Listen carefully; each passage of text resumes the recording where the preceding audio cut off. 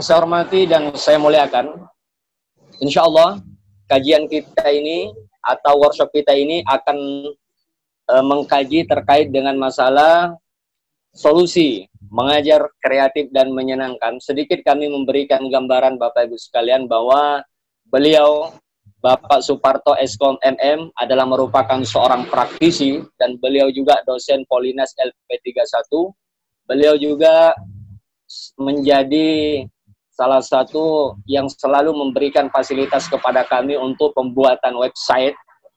Oleh karena itu, Bapak Ibu sekalian, saya mengharapkan sekali lagi untuk fokus dan konsentrasi kalau dibutuhkan agar menyiapkan catatan-catatan filenya nanti kami akan kirim ya ke grup K3M agar semua teman-teman bisa membaca dan mempelajarinya.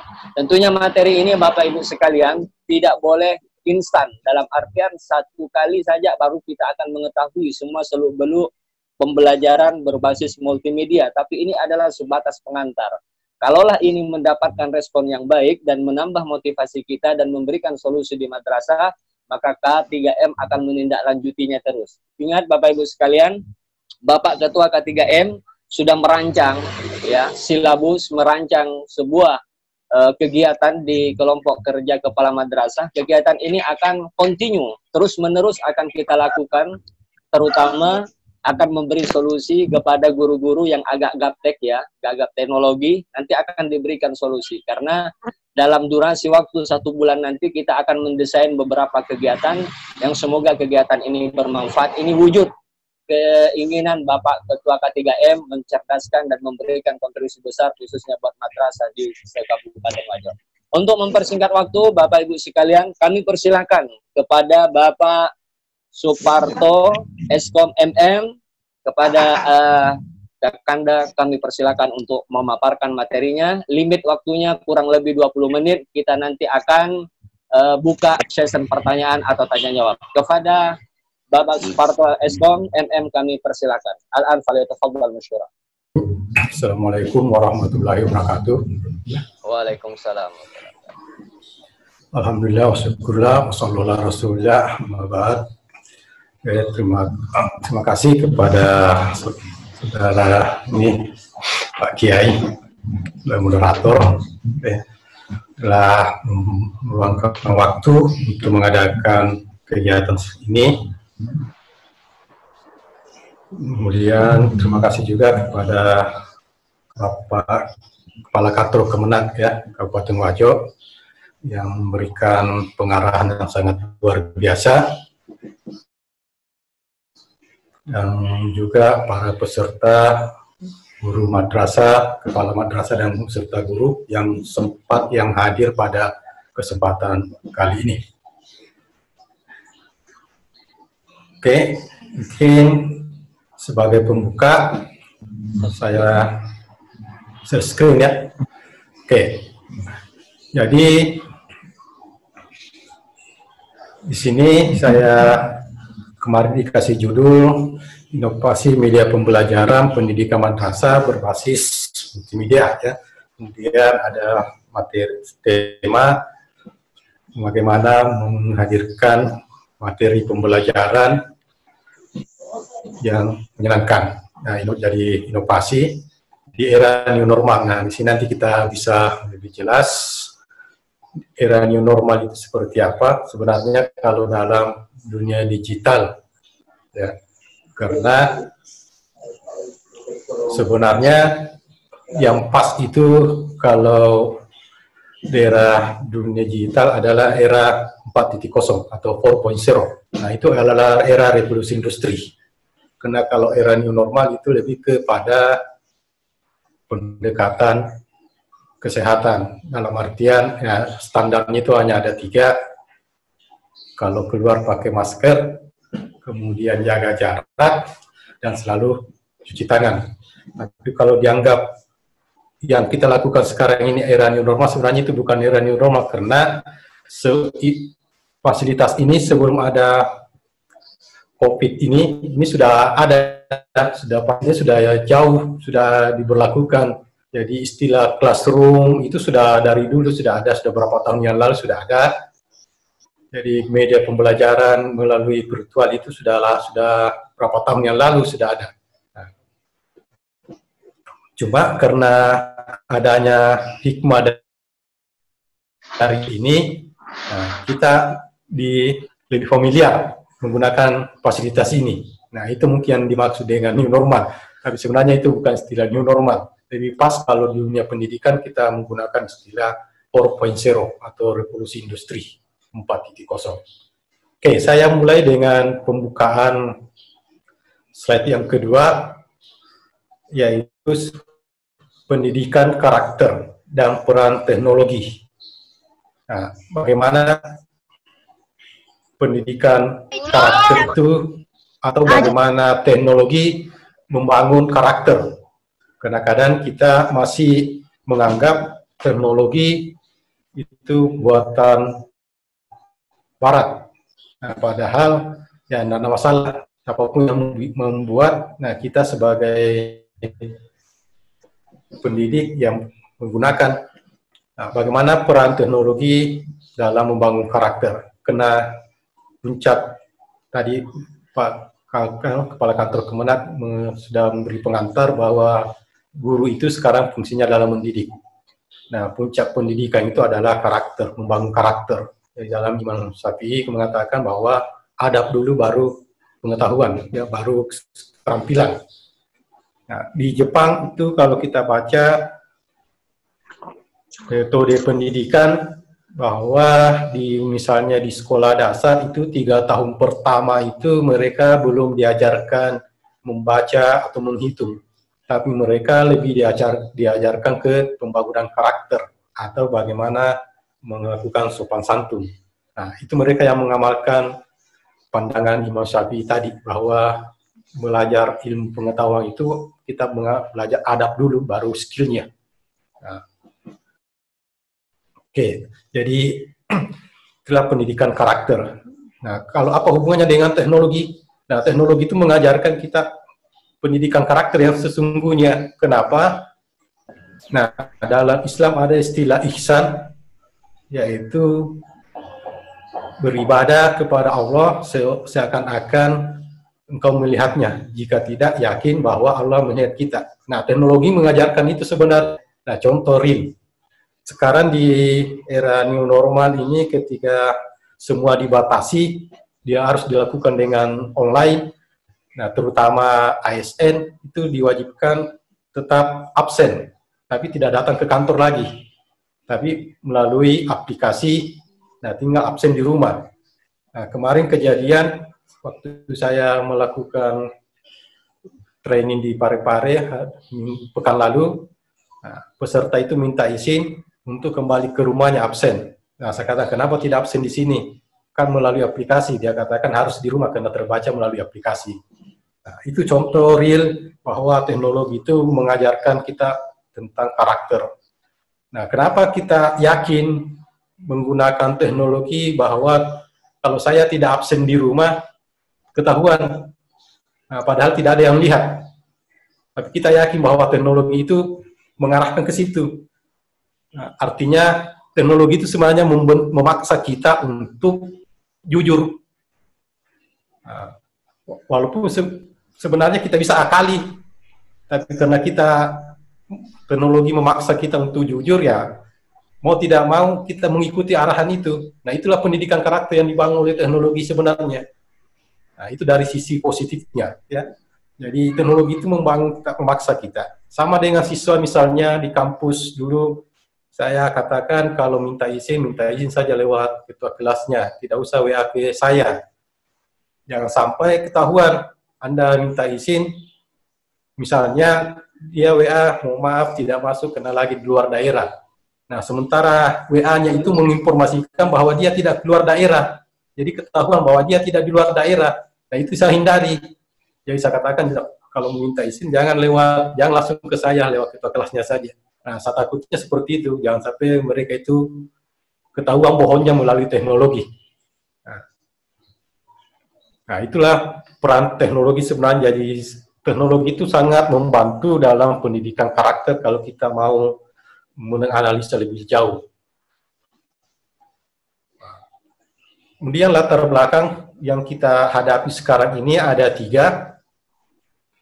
Yang pertama, itu perkembangan teknologi, terutama dunia internet, di mana ini dikuasai oleh media sosial, Facebook. Nah, jadi Facebook itu jaringannya Instagram dengan WA, satu grup. Kemudian ada Microsoft, ada Google, dan seterusnya. Ini pemain yang mendominasi dunia internet. Jadi perkembangan teknologi internet itu sudah luar biasa. Kalau di Indonesia sendiri, di negara kita, itu pemakaian internet sudah mencapai 60% dari penduduk Indonesia. Jadi yang sudah terhubung dengan dunia internet itu sudah 64%. Nah, itu data Januari 2020. Nah, apa arti dari perkembangan ini? Nah, artinya ke internet itu adalah international networking atau jaringan sistem jaringan. Jadi sekarang kita sudah terhubung oleh berbagai media. Jadi tidak ada lagi sekat antara kita mau berhubungan sama siapapun bisa melalui dunia internet ini. Nah, kembali ke sistem pembangunan karakter teknologi. Nah, ketika kita menggunakan sistem teknologi itu, nah sama tadi, misalnya kita melakukan ujian, tidak ada lagi istilah koreksi. Kenapa? Kalau salah ya salah. Nah, itu diistilahkan dengan goal in, goal out. Kalau emas masuk, emas keluar. Kalau sampah masuk, sampah keluar. Ya tidak lagi pakai perasaan. Kalau salah satu hurufnya salah, ya dianggap salah. Kalau misalnya harus masuk angka, ya masukkan angka. Jangan huruf. Kalau Anda masukkan huruf, dianggap salah. Nah, itulah karena teknologi. Tidak ada mediasinya bahwa, oh ini mungkin salah ketik. Nah, anggap dibenarkan. Nah, kalau sistem yang kalau teknologi sudah mengarahkan ke sistem, kalau salah ya salah. Ya, itu bedanya dengan pendidikan. Kalau misalnya kita yang mengajar, nah mungkin kita masih adakan toleransi. Mungkin dianggap kita salah mengetik, salah ketik, ya bisa dibenarkan. Tapi kalau teknologi sudah tidak. Nah, betul-betul menggunakan bahasa mesin, jadi tidak ada istilah pakai perasaan. Nah, jadi tantangan background yang kita hadapi adalah perkembangan teknologi, dalam hal ini dunia internet. Nah, cuma saya ingatkan bahwa sekarang yang marak di dunia internet itu adalah media sosial. Nah, di media sosial itu platformnya sekarang itu adalah bisnis. Jadi digunakan untuk mempromosikan produk. Ya, termasuk materi ajar kita promosikan melalui media sosial. Tujuannya supaya siswa kita ini sekarang jangan sampai dilarang menggunakan media sosial, sementara ini sudah dunianya internet, tidak bisa lagi. Justru kita harapkan para pendidik masuk ke dunia media sosial ini untuk mengimbangi hal-hal yang di luar dari pendidikan. Jadi kalau misalnya kita kenal istilah hoax dan sebagainya, nah itu kita masuk ke dunia ini supaya kita sebagai pendidik berperan bahwa kita mengisi itu, jangan mengimbangi hal-hal seperti itu. Dalam artian materi kita bisa kita sampaikan melalui media sosial, supaya siswa, anak-anak kita ini yang aktif di media sosial bisa memanfaatkan media sosial untuk belajar. Nah, karena kalau tidak, nah kita yang tertinggal. Nah, seperti yang dipaparkan tadi oleh Pak Kanwil, Pak Kandep, bahwa tugas kita sebenarnya ini dengan perubahan situasi seperti ini, dengan perkembangan teknologi, tugas guru itu sebenarnya lebih ke mengarahkan, mendidik ya, lebih ke mengarahkan, memotivasi siswa supaya menggunakan tools yang sudah tersedia sekarang. Jadi bukan lagi semata-mata mentransfer ilmu. Beda dulu sebelum teknologi berkembang, guru itu betul-betul mentransfer ilmunya ke siswa. Tapi sekarang dengan dunia teknologi, tidak menutup kemungkinan informasi itu lebih cepat diterima oleh siswa. Kalau misalnya kita tidak mengikuti perkembangan. Jadi tidak menutup kemungkinan. Nah, untuk itu tugas kita sebenarnya lebih ke mengarahkan mereka untuk mencari informasi. Kenapa? Karena informasi sudah tersedia, materi ajar itu sebenarnya sudah ada semua di internet. Istilah teman-teman di IT itu, yang dilarang saja itu ada di internet, apalagi yang tidak dilarang. Nah, itu konsepnya kita. Jadi yang dilarang saja ada, apalagi yang tidak dilarang. Ya, jadi kita tinggal memotivasi mereka supaya bisa mencari materi, mencari informasi sesuai dengan yang dibutuhkan. Nah, kita tidak bisa memonopoli lagi bahwa guru itu pasti lebih tahu dari siswa. Nah, itu tidak bisa lagi dipakai sistem seperti itu. Karena tidak menutup kemungkinan informasi itu lebih cepat ditangkap oleh mereka. Nah, kenapa? Karena tantangan yang kedua, kalau tadi yang pertama adalah perkembangan teknologi, yang kedua kita masuk ke era revolusi industri 4.0 atau revolusi industri 4.0. Nah, artinya di era revolusi industri ini, perubahannya adalah setelah sebelumnya dari sistem komputerisasi, dari era 3.0 masuk ke era 4.0 itu adalah sistem digitalisasi. Jadi semua proses sudah mengarah ke digital. Nah, konsep apa maksud dari digitalisasi? Jadi kalau kita sudah masuk ke menggunakan sistem digitalisasi, berarti sudah tidak ada lagi ruang dan waktu yang membatasi kita. Tidak ada lagi ruang dan waktu yang membatasi antara guru dengan siswa. Jadi dimanapun kita bisa mengajar.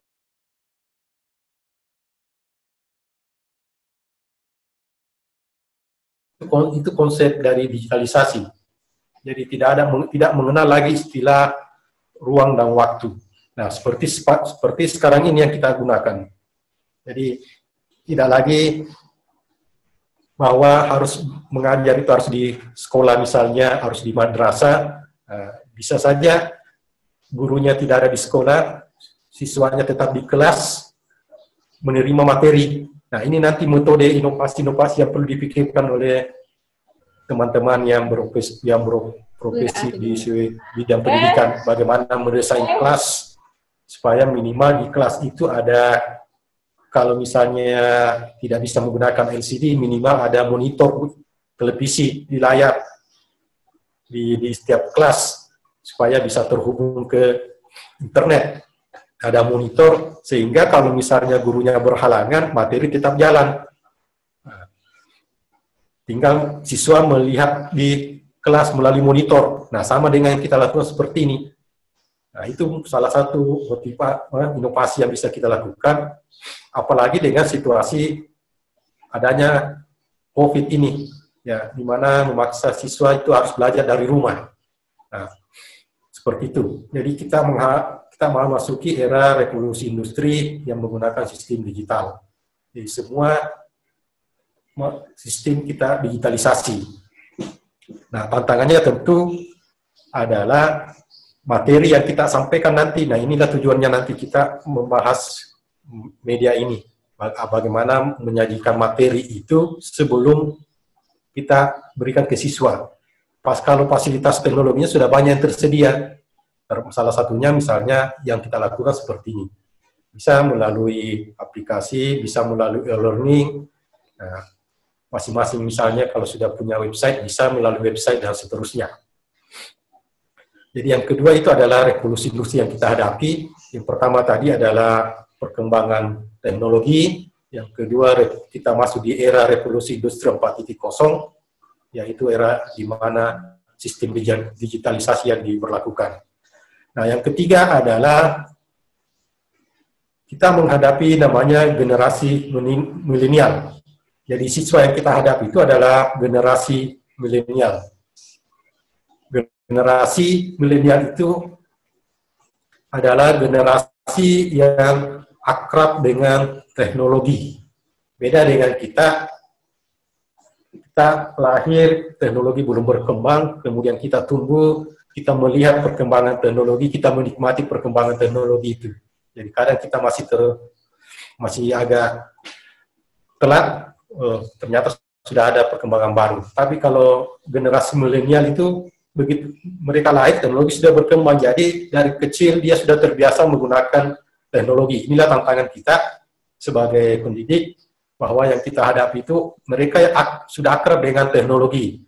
Dengan sendirinya kita harus berinovasi bagaimana menyampaikan materi itu, menyampaikan media pembelajaran kita itu agar menggunakan teknologi supaya mereka akrab, mereka senang, karena apapun yang berbau teknologi itu generasi milenial senang. Beda dengan kita. Jadi mereka lebih senang nonton YouTube ketimbang dibaca buku. Itu adalah generasi milenial, pengguna lebih banyak nonton YouTube daripada nonton televisi. Kita masih senang nonton televisi, tapi mereka tidak. Dia sudah semuanya serba internet. Dia mau nonton, dia mau cari sesuatu lewat internet semuanya. Oke. Nah, itulah generasi milenial yang mendasari kita yang harus berubah, yaitu perkembangan teknologi. Kita masuk di era revolusi industri 4.0, kemudian generasi yang kita hadapi ini adalah generasi milenial. Kemarin bulan puasa saya ke salah satu madrasah di Kabupaten Bone. Kebetulan kepala madrasahnya teman sama alumni pesantren. Saya dipanggil untuk kebetulan pembuatan websitenya. Nah, di laboratorium itu saya melihat gurunya melakukan media pembelajaran melalui grup. Nah, buku cetak itu difoto, kemudian di-share ke grup. Nah, kemudian ada siswa yang bertanya, dia jelaskan lagi menggunakan rumus. Rumus itu ditulis di kertas, kemudian difoto lagi, dijelaskan. Nah, ini yang seperti ini yang kita mau inovasi. Karena kalau seperti itu modelnya itu siswa kurang tertarik nantinya, karena tidak menarik lah, ya tidak menyenangkan, tidak happy, tidak fun, dan sebagainya.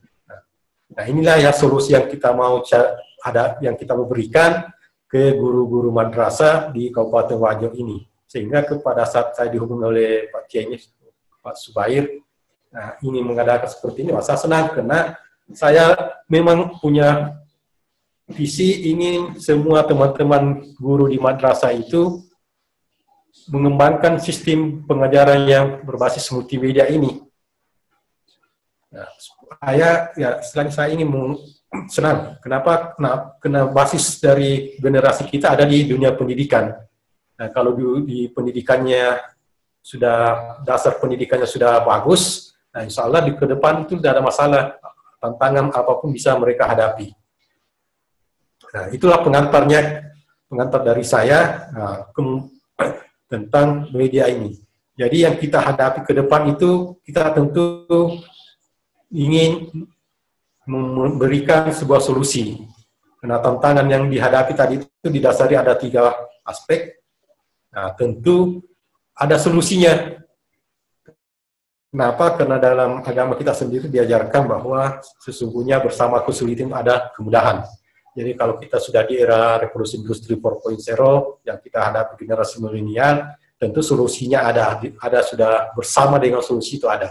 Jadi bukan setelah tantangan itu, tapi bersamaan solusi itu ada. Ya. Nah, apa solusinya yang kita berikan, yang coba kita berikan, yaitu kita menggunakan media pengajaran. Jadi media ajar dengan menggunakan sistem multimedia presentasi. Jadi materi yang disampaikan itu dalam bentuk multimedia presentasi. Nah, bagaimana modelnya? Nah, seperti tadi, gambarannya mungkin seperti ini. Jadi, kenapa saya katakan tadi di awal kita menggunakan istilah 4.0 daripada kita menggunakan istilah new normal? Karena kalau kita pakai istilah new normal, yang kita pikirkan tadi itu 3 hal itu. Pakai masker, jaga jarak, kemudian sering cuci tangan. Nah, artinya kalau new normal kita mau berlakukan di madrasah, paling tidak setiap kelas itu sebelum masuk ada tempat cuci tangannya, supaya siswa sebelum masuk kelas membersihkan tangan dulu, kemudian di dalam kelas itu mungkin bangkunya dikasih jarak, jadi kena menggunakan jaga jarak, Kalau misalnya satu bangku 2 siswa, ya mungkin sekarang tinggal satu bangku 1 siswa. Nah, kemudian pakai masker baik guru maupun siswa. Kalau kita melakukan pendekatan new normal. Nah, tapi kalau kita melakukan pendekatan teknologi, di mana kita masuk ke era 4.0, maka mungkin di madrasah itu, nah, seperti saya katakan tadi, dalam kelas itu paling tidak menggunakan, kalau tidak bisa menggunakan multimedia proyektor atau LCD dalam menyajikan materi, nah, minimal ada layar TV lah, ya, layar TV di kelas. Tujuannya apa? Supaya materi yang disampaikan itu ditampilkan dalam bentuk visual, karena siswa itu lebih senang melihat informasi dalam bentuk grafis, nah, dibanding dalam bentuk tulisan.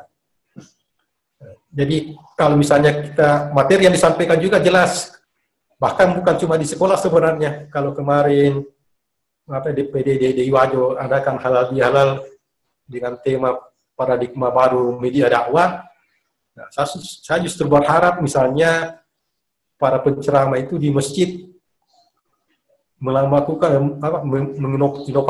inovasi itu melalui multimedia ini, menggunakan teknologi juga dalam menyampaikan dakwah. Jadi penceramah itu tidak hanya cerita terus di mimbar, tapi ada media, misalnya ada layar di masjid, ada televisi, layar besar, supaya materi yang disampaikan penceramah itu terarah, kelihatan oleh jamaah.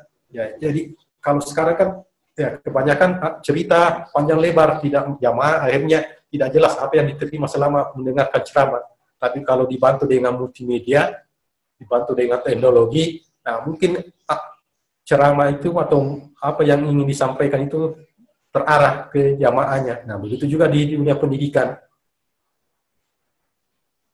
Nah, masalahnya mungkin kita berpikir, ini kan merepotkan guru lagi, merepotkan ya para bapak dan ibu sekalian. Nah, kenapa? Karena kita berpikir, wah kita harus repot lagi buat materi, repot lagi membuat slide dan seterusnya. Belum lagi animasinya, kalau kita mau buatkan animasi dan seterusnya. Nah, itu tantangannya. Nah, seperti saya katakan tadi, solusinya jelas ada. Sekarang kita sudah siapkan. Nah, ini kalau misalnya jadi nanti saya kira kelompok kerja madrasah ini nanti membahas bagaimana mengadakan workshop pelatihan langsung.